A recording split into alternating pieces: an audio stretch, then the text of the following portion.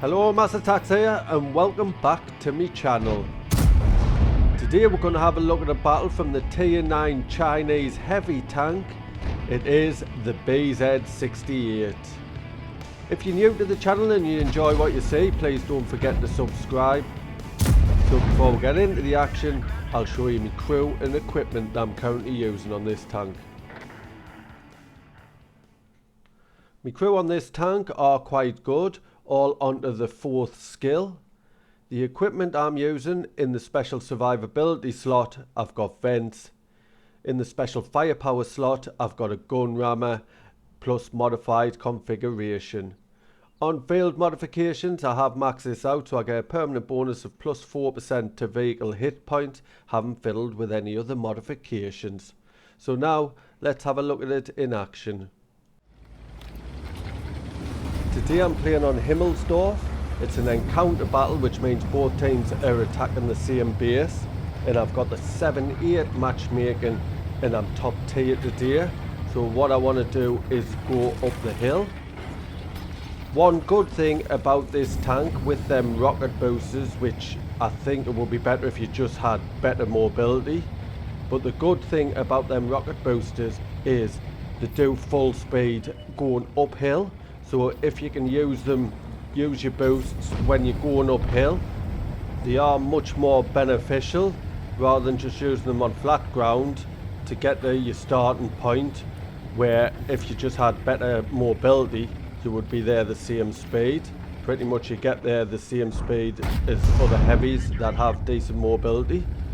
So since I was going uphill, I've managed to get to a key part straight away and managed to sneak a shot into that AMX. So with this tank line, as you'll know if you've seen the other videos, is I'm not a big fan of them.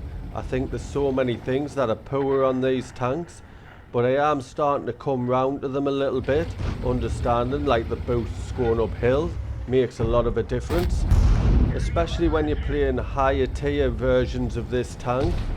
This tier 9 you do get 5 boosts, so you haven't used all your boosts getting to your starting position like you do with the lower tier tanks. You do still have a couple of boosts for later on in the battle. So at the moment it looks like we're doing well on the hill. We are pushing forward, winning this hill. So if we can take the extra tanks out, there's one cut off here, AMX 51. Conqueror's pulling back. Can I get a shot into him? The aim and dispersion is so poor on this tank. So I'll tell you a little bit about this tank and I'll tell you about the gun on the tank.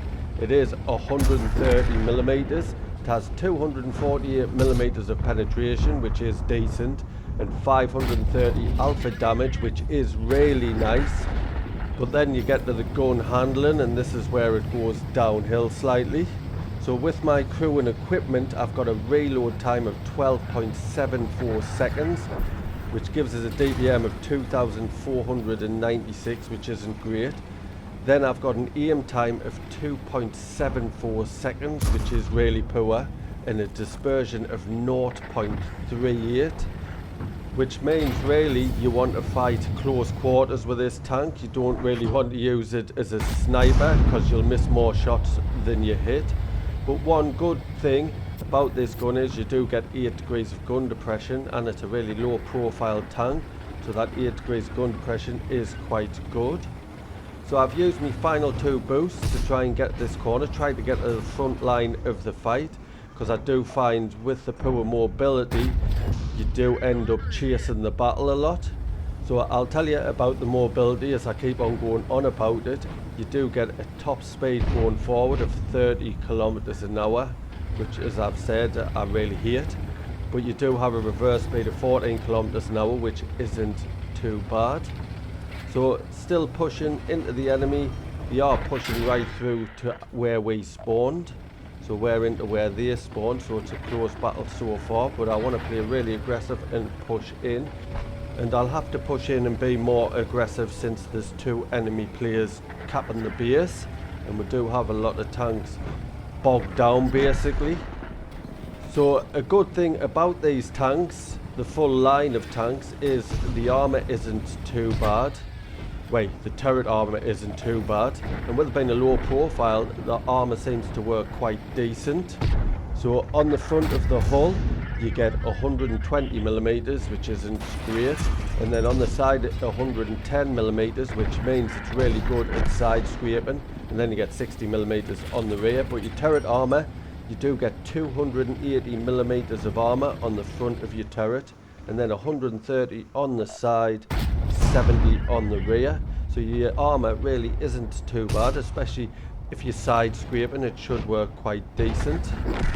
So now we are cleaning up now basically, so I am going to just keep on pushing in, see if I can get more damage. So there's only one more thing I can tell you about this tank, and that's its view range, and I haven't got anything boosting the view range on this tank, but I have managed to get it up to 420 meters, which isn't too bad. Since the view range won't serve any purposes for your sniping tanks, because you'll not be able to hit them, although I did hit that Panzer 50 tonner from a distance just before, but that was more mid-range. So only one tank left, Striv S1. Will I be able to spot him? And yes, I did. He spotted me first and put a big shot into us, but I've got lots of hit points, so I'm just sitting sideways. I prefer to get some assistance if I can get the assistance, but I did manage to get a shot in, and he's been taken out.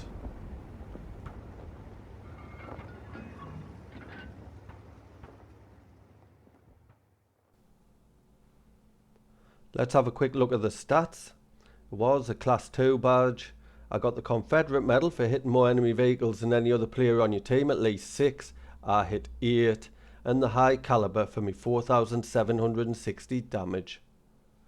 Top of the tree for XP with a base XP of 1,031. Top for damage by nearly double. I made 121,000 credits, that's due to a personal mission payout, battle payment and a personal reserve bonus.